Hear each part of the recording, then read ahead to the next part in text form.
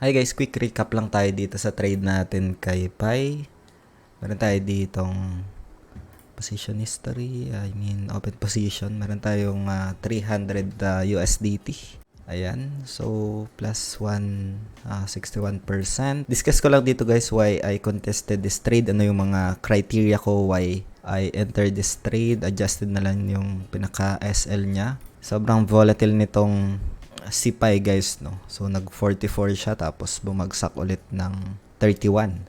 So in PHP. Right now 34.10 yung price action niya as of recording this video, price in PHP, no? So within 24 hours, nagkaroon siya dito ng pagbagsak sa 23 tapos umangat ng 44, bumagsak ulit ng 31.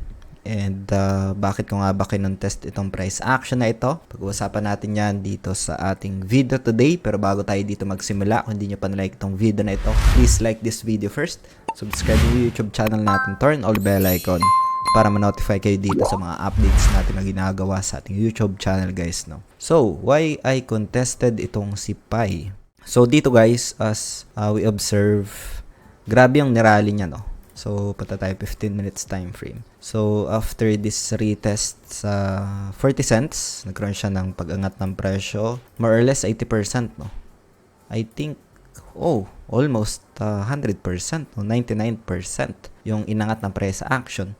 And isa sa mga inaantay ko dito, guys, yung retracements, no? Yung potential retracement, 0.618, yung sagad na golden ratio. So, if we measure this one, guys, from here, going here, ayan, so tumama siya 0.618, no, which is one of our criteria to enter a trade for a potential momentum. And again guys, itong video natin today is just for ideas lang, for reference.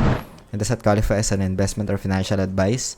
Hindi ito recommended sa mga beginners, and hope you get some insights lang dito and ideas guys, no. So, as we observe, nagkaroon siya dito ng bounce, no. And isa din sa na-observe ko yung MACD natin. Ayan, from bearish na scenario, nagtuturn na siya into potential momentum, no. 15 minutes time frame ito guys. Karoon na din siya dito ng cross sa MACD. And again, if ever na itong price action na ito, subjective na umakyat, no, kasi ito ay nasa EMA tapos VWAP sa 15 minutes time frame, kaya meron tayo ditong nilagay na stop loss, no. Stop loss natin magiging take profits yan if ever na bumalik yung price action within this area and bumagsak pa yung price action kapag set na tayo dito ng SL na naging parang take profit na kasi na-adjust na yung SL natin. Ito guys, isa sa mga criteria natin, 0.618, MACD crossover dito, turning into bullish